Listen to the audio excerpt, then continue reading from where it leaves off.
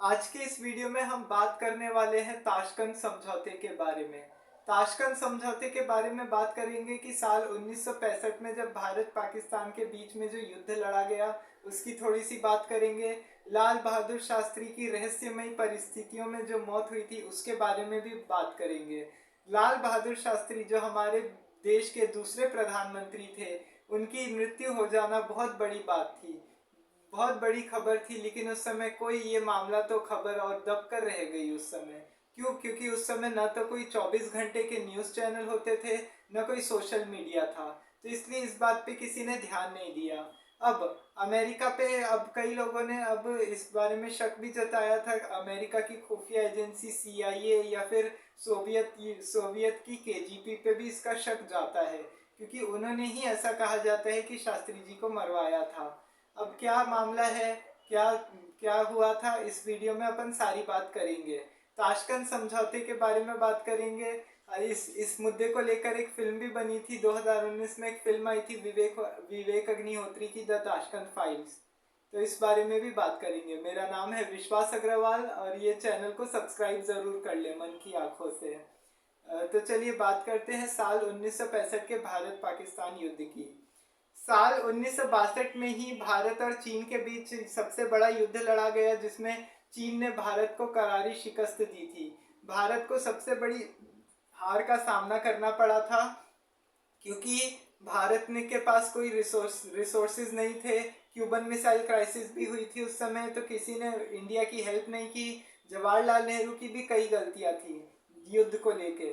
तो इस वजह से देश में युद्ध में कई जगहों से युद्ध विराम की वजह से हो नहीं पाया, युद्ध युद्ध हो गया। उस वजह से देश में सेना भी युद्ध के लिए तैयार नहीं थी, लेकिन सेना को बिना किसी तैयारी के भेज दिया गया। तो इस वजह से युद्ध विराम तो चीन ने हालांकि अपने हिसाब से कर दिया था 1 महीने बाद, तो ये भारत चीन युद्ध तो खत्म हो गया। अब इसका सबसे बड़ा फायदा किसने उठाया? पाकिस्तान ने। पाकिस्तान ने इस चीज का सबसे बड़ा फायदा उठाया। कैसे उठाया? साल 1964 में जब जवाहरलाल नेहरू की डेथ हुई, तो उसके बाद लाल बहादुर शास्त्री देश के प्रधानमंत्री बने। पाकिस्तान जब से बंटवारा हुआ था तब से ही कश्मीर का मुद्दा उठाता रहता था, और आज भी वो कश्मीर का ही मुद्दा उठाता रहता है। हर जगह कहीं पे भी जाता है वो कश्मीर का ही रागा लापेगा कि कश्मीर दे दो, कश्मीर हमारा है। जबकि वो उसको पता है, जबकि इंडिया का है, लेकिन वो ऐसा मानता नहीं है। अब पाकिस्तान को ये लगने लगा था कि भारत तो कमजोर देश है, हिंदुस्तान तो सबसे कमजोर देश है, और अगर अगर हिंदुस्तान में अगर हमला करके अगर अभी कश्मीर ले लिया तो क्या होगा? भारत तो ये युद्ध हार जाएगा। भारत अगर ये युद्ध हार गया तो फिर होगा क्या? उस समय अगर युद्ध हार गया तो फिर कश्मीर पूरा हमारा हो जाएगा, यूनाइटेड नेशन भी इसमें साथ दे देगा। और उस समय तक तो सभी पाकिस्तान को सपोर्ट कर रहे थे, चाहे वो अमेरिका हो, चाहे वो सोवियत हो, चाहे वो यूरोपियन कंट्रीज हो। सब कोई पाकिस्तान को सपोर्ट करते थे, क्योंकि पाकिस्तान धर्म के आधार पर बना था। धर्म के आधार पर पाकिस्तान बना था, इसलिए लोगों को लगता था कि पाकिस्तान सबसे ज्यादा स्टेबल कंट्री होगा। लेकिन ऐसा हो नहीं पाया। अब साल 1965 में पाकिस्तान ने कश्मीर को हड़पने के लिए 5 अगस्त 1965 को ऑपरेशन जिब्राल्टर लॉन्च कर दिया। ऑपरेशन जिब्राल्टर के तहत क्या था? ऑपरेशन जिब्राल्टर के तहत ये हुआ कि कश्मीर का पाकिस्तान को पूरी तरह से हड़पने का सपना था, कि किसी भी हालत में पाकिस्तान कश्मीर को हड़प लेगा। और पाकिस्तान में फिर ये मुद्दा तो इंटरनेशनली तो हो नहीं पाएगा, तो फिर इंटरनेशनली इंडिया को बोलेगा कि टेबल पे बैठा के कि कश्मीर तो हमारा ही है, इंडिया का तो कुछ भी नहीं है। तो यूनाइटेड नेशन भी उस समय इंडिया पे कोई ज़्यादा ध्यान देता नहीं था। तो इस वजह से काफ़ी कुछ हुआ नहीं। इस वजह से पाकिस्तान ने ऑपरेशन जिब्राल्टर लॉन्च कर दिया। ऑपरेशन जिब्राल्टर के तहत सभी लोगों को, इसमें मुजाहिदीन ये सबको भेज दिया गया। उस समय मुजाहिदीन जितने भी थे पाकिस्तानियों को सबको भेजा गया कश्मीर में। कश्मीर के लोगों को उस समय वो भड़काने के लिए आए थे कि कश्मीर से कि युद्ध में हमारी मदद कर दो, नहीं तो हमारे देश का अंजाम होगा, ऐसा वैसा इस तरीके की बातें हुई थी। लेकिन कश्मीर के लोगों ने ही उनको इंडियन आर्मी के हवाले कर दिया। इंडियन आर्मी को जाके बता दिया। इंडियन आर्मी ने सारी स्थिति समझ ली थी। उस समय के जो चीफ ऑफ आर्मी स्टाफ थे, एयर मार्शल माफ कीजिएगा, उस समय के जो चीफ ऑफ आर्मी स्टाफ थे इंडिया के, वो थे जनरल जे एन चौधरी उस समय चीफ ऑफ आर्मी स्टाफ थे। तो उन्होंने क्या किया कि वो गए, लाल बहादुर शास्त्री उस समय ऑफिस में थे नहीं, अपने प्राइम मिनिस्टर ऑफिस में नहीं थे, वो घर पे भोजन कर रहे थे। उसी दौरान शास्त्री जी को जाके उन्होंने इसके बारे में बताया, इस स्थिति से अवगत कराया। उन्हें बताया गया कि देश में किस तरीके से पाकिस्तान का हमला हो रहा है, पाकिस्तान किस तरीके से कश्मीर को हड़पने के लिए अंदर घुस गया। तो उन्हें फिर शास्त्री जी ने उनको समझाया कि अगर देखिए, अगर वो कश्मीर पर जा रहे हैं तो फिर एक वहां से आप पाकिस्तान में, फिर पाकिस्तान से फिर वहां पे उन्होंने, लाल बहादुर शास्त्री ने बोला कि अगर कश्मीर में घुस सकते हैं, अगर पाकिस्तान की आर्मी कश्मीर में आ सकती है तो तुम पाकिस्तान में चले जाओ, आप लोग पाकिस्तान में चले जाओ, पाकिस्तान में पूरा एलओसी क्रॉस करके घुस के मारो इन लोग को, तब इन लोग को समझ में आएगा। ऐसे करके काफी लड़ाई हुई, लाहौर तक इंडियन आर्मी चली गई थी उस समय, लाहौर तक इंडियन आर्मी चली गई थी, लेकिन कुछ हो नहीं पाया। अगर सोचिए, थोड़े दिन अगर उस समय कुछ समय के लिए लड़ाई हो जाती तो हो सकता है कि लाहौर भी पूरा पाकिस्तान ही अपने भारत के कब्जे में आ जाता। शास्त्री जी इस तरीके से चाह रहे थे कि युद्ध विराम न लगे। हालांकि यूनाइटेड नेशन के और सोवियत अमेरिका के इन सब के कहने पे युद्ध विराम करना ही पड़ा। तो अब इसके तहत क्या हुआ कि अब युद्ध विराम हो गया, कई कई सैनिकों की जान चली गई, पाकिस्तानी लोगों की जाने गई इसमें। तो पाकिस्तान में भी लोग जुल्फिकार अली भुट्टो, अयूब खान, इन सब से कह रहे थे, इन सब से सवाल पूछ रहे थे, प्रोटेस्ट हो रहे थे वहाँ पे कि हजारों जानी गंवाने के बाद भी पाकिस्तान को आखिर मिला क्या ऐसा, कश्मीर तो मिला नहीं जो पाकिस्तान कश्मीर के लिए लड़ रहा था, कश्मीर तो पाकिस्तान को मिला नहीं, तो फिर ऐसी लड़ाई लड़ने का क्या फायदा। इस तरीके की प्रोटेस्ट हो रहे थे वहाँ पे।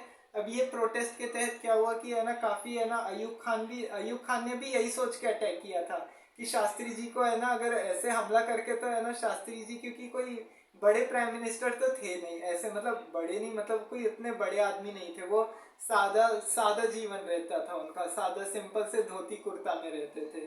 तो उनको ऐसा लगता था, अयूब खान क्या सोचते थे कि इनको है ना अपन ऐसे भी उलझा के है ना रख सकते हैं, है ना, कश्मीर मुद्दा तो अपन उठा लेंगे इंटरनेशनल लेवल पे। तो ऐसे करके अयूब खान ने इसी वजह से अटैक किया, लेकिन वो हो नहीं पाया। अब दोनों के बीच में काफी प्रेशर हो गया कि है ना समझौता करना चाहिए कि देश को। अब अमेरिका सोवियत सब इंडिया पे प्रेशर बना रहे थे। अरे लिंडन जॉनसन जो उस समय अमेरिका का राष्ट्रपति था, युद्ध विराम नहीं हो रहा था उस समय, काफी इंडियन आर्मी तो जा ही रही थी ना अंदर तक, क्योंकि शास्त्री जी ने बोल ही दिया था कि अंदर घुस के मारना है पाकिस्तानियों को। तो अब उस समय क्या हुआ कि अब उस समय ये हुआ कि लिंडन जॉनसन वहां का प्रेसिडेंट था, टीएल 480 के तहत अमेरिका इंडिया को गेहूं बेचता था, और वो इतने गंदे गेहूं होते थे कि मतलब कोई खाने लायक भी नहीं होते थे, वो इस तरीके के वो रहते थे।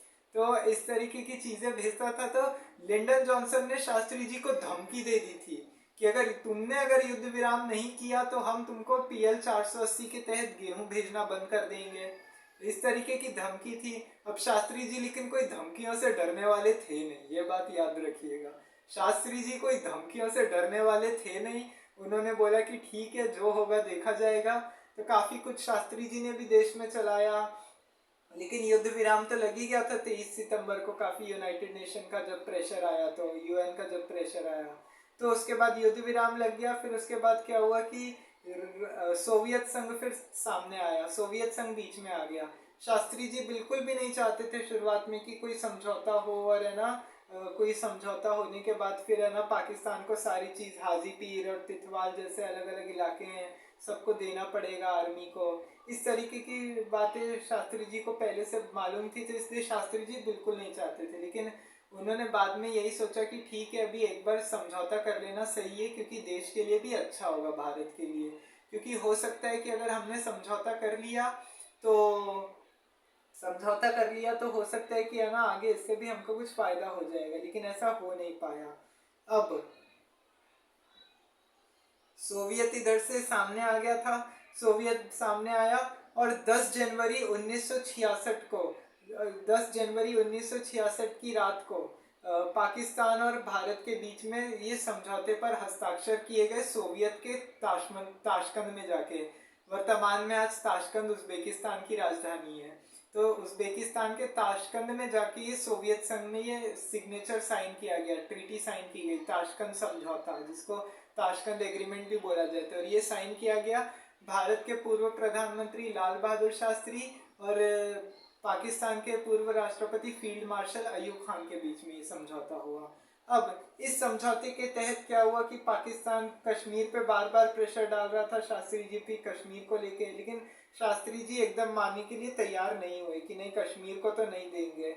हालांकि कई चीज़ें ऐसी थी जिसमें है ना, जिसमें इस समझौते के तहत ये बताया गया था कि है ना, देश को किस स्थिति से लौटाना चाहिए, मतलब देश को किस स्थिति से वो करना चाहिए कि दोनों देशों को पहली स्थिति में बोला गया कि दोनों सेनाएं 5 अगस्त 1965 से 25 जनवरी 1966 तक की जो पहले की से पहले जिस स्थिति में थी वो उसी स्थिति को लौट आएंगी। ये वाली सबसे बड़ी बात तो ये बोली गई। फिर एक और बात क्या बोली गई कि युद्ध विराम समझौता हो गया तो कोई एलओसी पर कोई सीज फायर हो चुका है, तो फिर अब कोई गोलीबारी नहीं की जाएगी पाकिस्तान और भारत के द्वारा, किसी के द्वारा कोई गोलीबारी नहीं होगी। दूसरी बात ये बोली गई।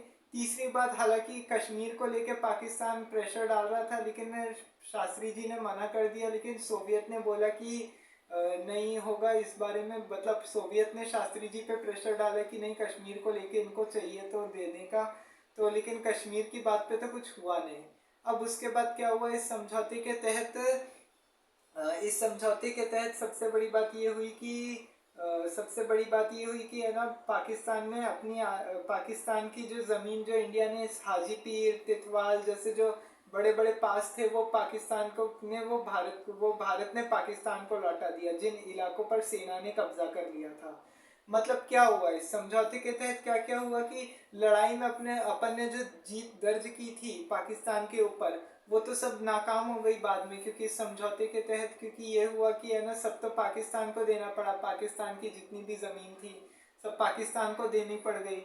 अब उसके बाद फिर क्या हुआ कि हालांकि 1 जनवरी से लेकर 10 जनवरी तक है ना, ये बात समझौता हुआ, समझौते पे बात हुई थी दोनों के बीच में, ये अयूब खान के बीच में 10 जनवरी तक बातचीत चली और फिर उसके बाद समझौता हुआ था। अब समझौते के कुछ ही घंटों बाद जब शास्त्री जी अपने होटल के कमरे में आए, तो उसी के बाद 2 ढाई घंटे के बाद उस समय भारत के हिसाब से रात में 2 बज रहे थे, और इंडिया और उज्बेकिस्तान ताशकंद में उस समय के दोपहर के रात के 1:20 हो रहे थे, रात के 1:20। उसी दौरान शास्त्री जी की रहस्यमय परिस्थितियों में मौत हो गई। सोचिए, किसी भी देश के किसी भी कार्यकारी प्रधानमंत्री की किसी रहस्यमय परिस्थितियों में दूसरे देश में मृत्यु हो जाना बहुत बड़ी बात होती है। आप इसको कूटनीति की दुनिया में आया हुआ एक भूकंप भी बोल सकते हैं। हालांकि उस समय क्या हुआ था कि उस समय न तो कोई सोशल मीडिया भी नहीं था, न कोई 24 घंटे के न्यूज़ चैनल होते थे, बड़े बड़े न्यूज़पेपर नहीं होते थे, तो उस वजह से ये हुआ कि है ना, मामला और ये खबर तो एकदम दबकी रह गई, किसी को पता ही नहीं चला।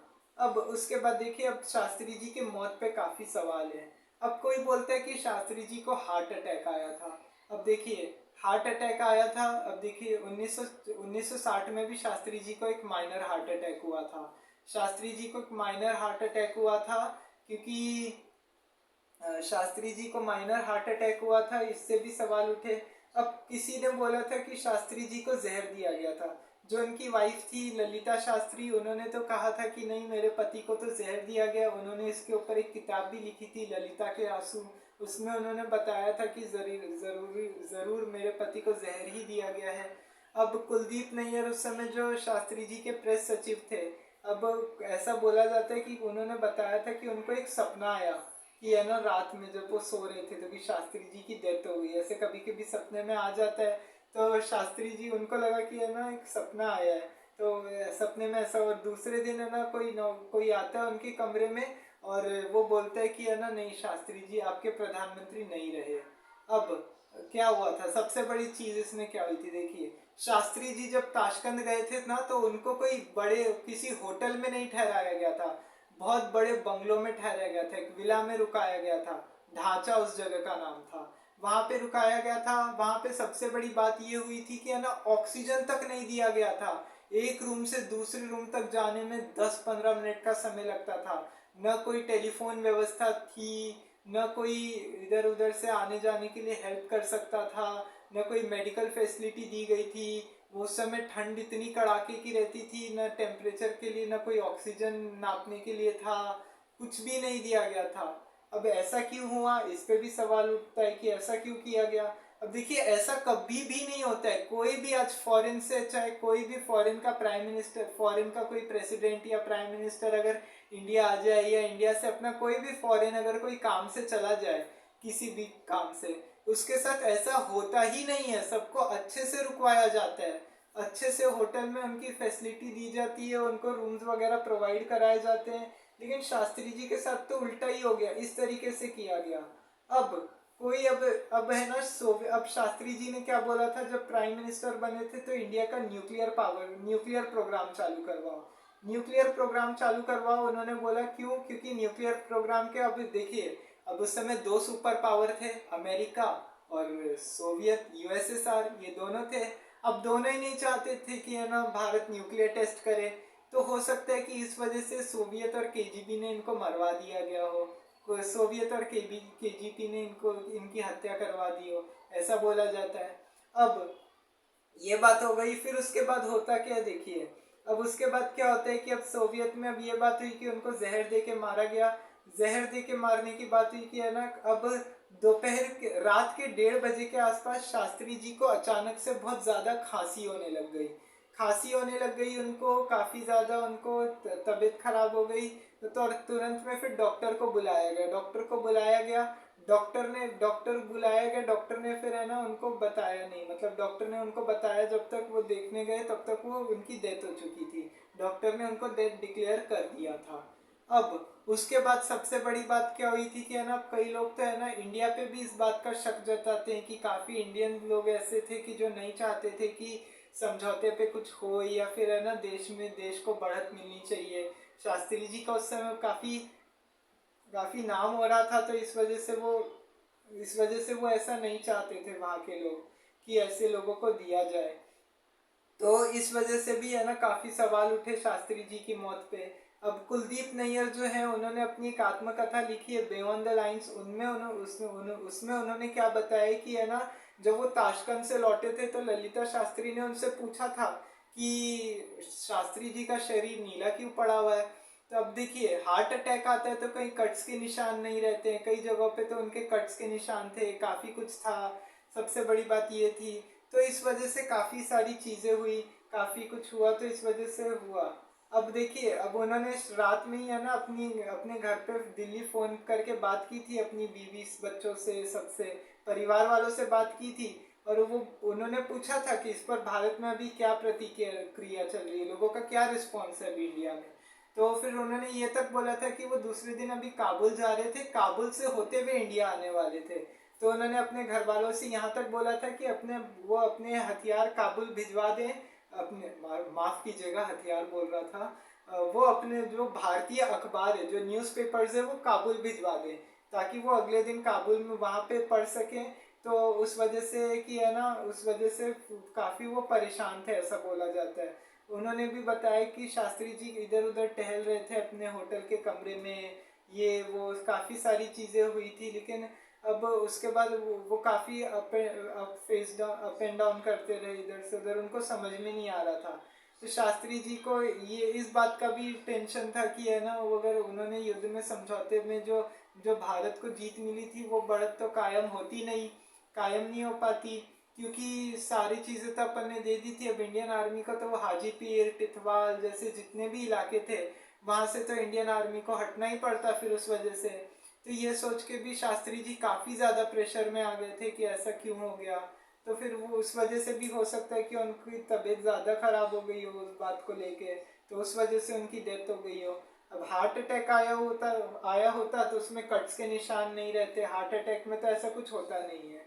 तो इस वजह से काफ़ी इस बात को लेकर वाद विवाद होता रहता है कि शास्त्री जी को एक्चुअल में क्या हुआ था। अब सबसे बड़ी बात क्या हुई कि जब वो इंडिया आए, मतलब मैं एक और चीज़ आपको यहाँ बता दूँ, आपको जान के भी बहुत दुख होगा इस बारे में। शास्त्री जी की डेड बॉडी जब इंडिया आई, इंडिया में उनको लेके आया गया, तो उनका पोस्टमार्टम तक नहीं करवाया। इंदिरा गांधी उस समय प्रधानमंत्री बनी थी, उन्होंने भी पोस्टमार्टम करवाना जरूरी नहीं समझा था। अब देखिए, अगर किसी की डेथ होती है तो अपन उसका पोस्टमार्टम तो करवाते ही है कि क्या हुआ था, कैसे डेथ हुई थी। तो लेकिन ऐसा कुछ हुआ ही नहीं था। इंदिरा गांधी ने भी, तब इंदिरा गांधी पे भी इस चीज़ का शक जाता है कि हो सकता है कि इंदिरा गांधी ने इस तरीके की कोई प्लानिंग की होगी। तो इस वजह से क्या हुआ कि है ना, उनका पोस्टमार्टम हो नहीं पाया। अब देखिए, पोस्टमार्टम हुआ होता तो सारी चीज़ें पता चल जाती कि है ना, जहर दिया गया कि हार्ट अटैक आया, क्या हुआ, सब पता चल जाता उस समय। लेकिन ऐसा कुछ हो नहीं पाया। अब इंदिरा गांधी पे भी शक जाता है इस बात को लेके। लेकिन अब उसके बाद क्या हुआ कि है ना, जब इंदिरा गांधी हटी 1977 में, जब जनता पार्टी की सरकार आई और प्रधानमंत्री बने मोरारजी देसाई। मोरारजी देसाई जब प्राइम मिनिस्टर बने तो मोरारजी देसाई ने क्या किया, इसकी जांच करवाने की कोशिश की। उन्होंने बोला कि ठीक है, हम इस पे इन्वेस्टिगेशन करेंगे। और जब तक उनके जो डॉक्टर्स थे, शास्त्री जी अपने डॉक्टर को भी साथ में लेके चलते थे, doctor R N चुब। R N चुब जब जा रहे थे, एक बार उनका इतना बड़ा एक्सीडेंट हो गया, ट्रक ने उनको पूरे तरह से कुचल दिया, उनके उनको और उनके पूरे फैमिली को। उनकी एक बेटी जिंदा बच गई, लेकिन वो हैंडीकैप्ड हो गई पूरी। इस तरीके से हो गया। और डॉक्टर R N चुप की भी कार एक्सीडेंट में, ट्रक एक्सीडेंट में डेथ हो गई। अब इस तरीके से चीजें हो रही थी। सोचिए, जो शास्त्री जी के जो आसपास के भी लोग थे, इस तरह से उनको भी मरवा दिया जा रहा था, ताकि इस तरीके की कोई खबर दबके न आए। और सबसे बड़ी बात क्या हुई कि जब शास्त्री जी की डेथ हुई ना, तो उस चीज को क्या किया कि है ना, पब्लिक डोमेन से ही गायब कर दिया कि डेथ को, कि है ना, अमेरिका ने मरवाया, KGP ने या सोवियत ने, किसने क्या किया, सबने पब्लिक डोमेन से सारी चीजें हटा दी, सारे डॉक्यूमेंट्स गायब कर दिए। क्यों? क्योंकि अगर पब्लिक में अगर वो डॉक्यूमेंट्स रखते तो फिर ये पता चल जाता कि है ना, शास्त्री जी की मौत कैसे हुई है, उन्होंने ही मरवाया, ये तो प्रूफ हो जाता। तो इस वजह से सोवियत ने ऐसा कुछ करने नहीं दिया, सोवियत ने ऐसा कुछ होने नहीं दिया।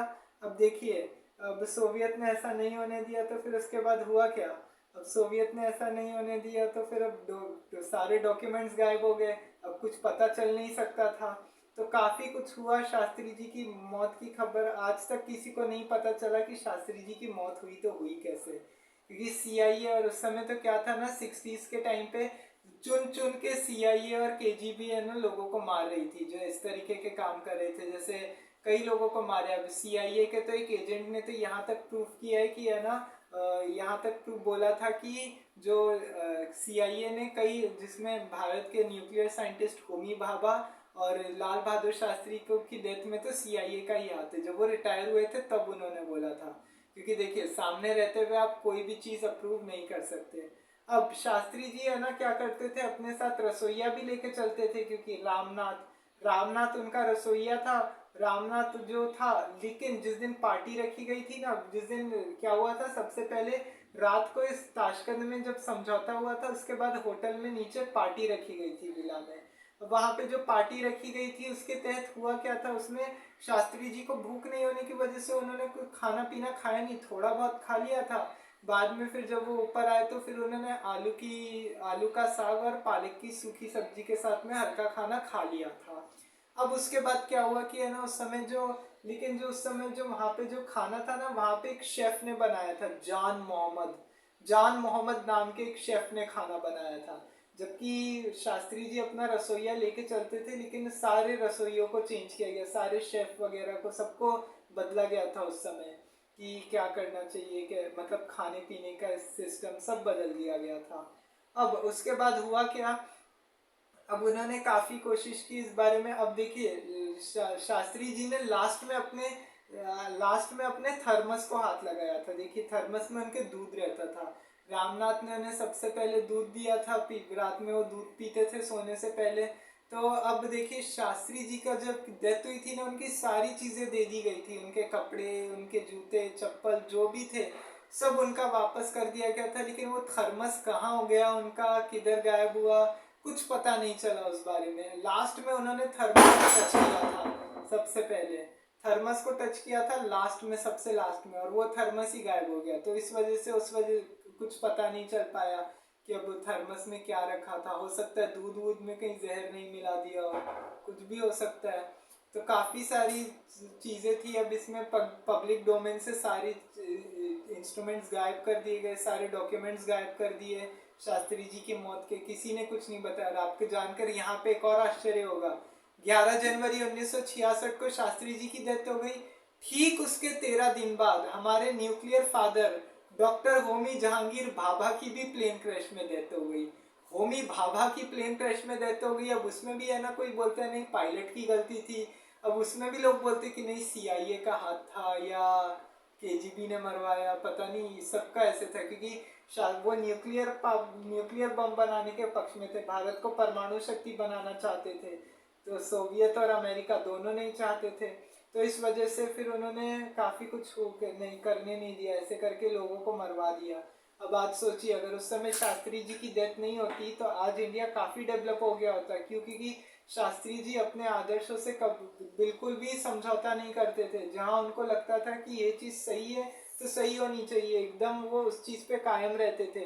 अब साल 1965 में जब लड़ाई चल रही थी तो उन्होंने क्या किया था, खुद पहले घर में है ना लोगों से सोमवार को व्रत रखने की अपील की थी कि एक टाइम खाना न खाएं, एक दिन हफ्ते में भोजन न करें। वो हर हफ्ते में एक दिन दुकानें बंद रहती थी। और ये चीज़ वो अपने घर पे भी करते थे। ऐसा भी नहीं है कि है ना खाली लोगों को बोलते रहते, खुद नहीं किए और दूसरों को ज्ञान दे रहे कि ये करो वो करो, ऐसा कुछ भी नहीं था उनमें। उन्होंने एक टाइम का लोगों से खाना बंद करवा दिया कि नहीं, सारा पैसा है सबको खेती में लगाना चाहिए, खाने से ज़्यादा खेती बाड़ी होनी चाहिए। जय जवान जय किसान सबसे बड़ा नारा शास्त्री जी ने दिया। क्यों? क्योंकि किसान हमारी खेती के लिए इम्पोर्टेंट थे और जवान अपनी देश की सुरक्षा के लिए। तो जवान और किसान ये दो को शास्त्री जी ज़्यादा महत्व देते थे, तो इसलिए उन्होंने सबसे बड़ा नारा भी दिया, जय जवान जय किसान। तो अब शास्त्री जी ने काफ़ी कुछ किया, लेकिन सोचिए अगर 1965 में अगर ताशकंद समझौता न हुआ होता, समझौते के दौरान अगर शास्त्री जी की मौत नहीं हुई होती तो आज क्या होता भारत में कितना कुछ हो गया होता, कितना डेवलपमेंट हुआ होता। सारे डॉक्यूमेंट्स गायब कर दिए, पोस्टमार्टम हो गया होता तो उससे भी पता चल गया होता, लेकिन ऐसा कुछ हो नहीं पाया। तो ये था ताशकंद समझौते के बारे में, mysterious death of Lal Bahadur Shastri की। लाल बहादुर शास्त्री की मौत कैसे हुई, इस बारे में अगली वीडियो में मिलेंगे आपसे। तब तक के लिए जय हिंद जय भारत। चैनल को सब्सक्राइब ज़रूर कर दें और बेल आइकन का बटन दबाना ना भूलें।